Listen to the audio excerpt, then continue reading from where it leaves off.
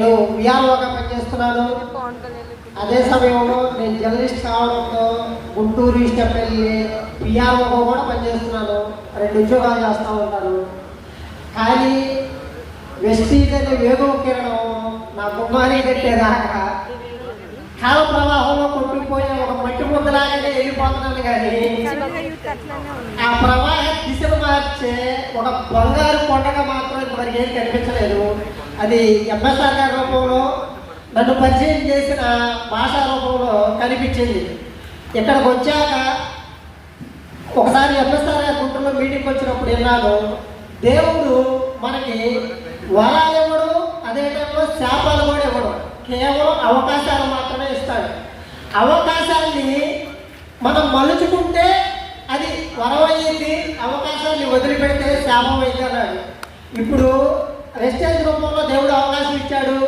నేను వెస్టేజ్లోకి వచ్చి 1 నెల అయింది. దీన్ని నేను అవకాశంగా మార్చుకుందాం అనుకుంటున్నాను. అది ఎంఎస్ఆర్ గారి రూపంలో. రెండోది పిఎస్ఆర్ గారు మాట్లాడినాను. ఇక్కడికి వచ్చిన తర్వాత గుండెల ఆరోగ్యాన్ని మనసుతో మరిగించి మనకు అందిస్తున్నారు పిఎస్ఆర్ గారు. అది ఏంటంటే ఇంతకాలం ఆరోగ్యం అంటే ఈ విధంగా సంపాదించాలా అనేది ఒకసారి అర్థమైంది సార్.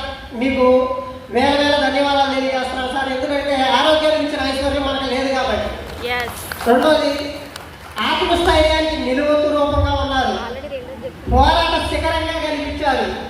ఒక పక్క మానవత్వాన్ని, అదే టైంలో మహాసంకల్పాన్ని రెండింటిని ఒకే గొంతుతో వినిపిస్తున్నారు మన ఎంఎస్ఆర్ గారు.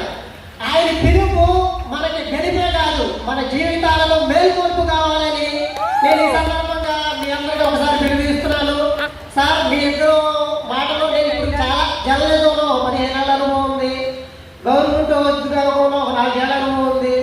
కానీ మీ జీవన శైలి, మీ ప్రయాణం చూసిన తర్వాత అసలు ఎంచుకోవాల్సిన మార్గం ఏదైనా నాకు అర్థమైంది. కాబట్టి మీ మార్గంలో మీ వెంట మేము నడుస్తామని నేను ఖచ్చితంగా చెబుతున్నాను సార్. మీ గెలుపు మాకు బాటగా మారుతుందని మనసారి దీవిస్తారని కోరుకుంటున్నాను సార్. ధన్యవాదాలు. కలిసి చేద్దాం. Thank you.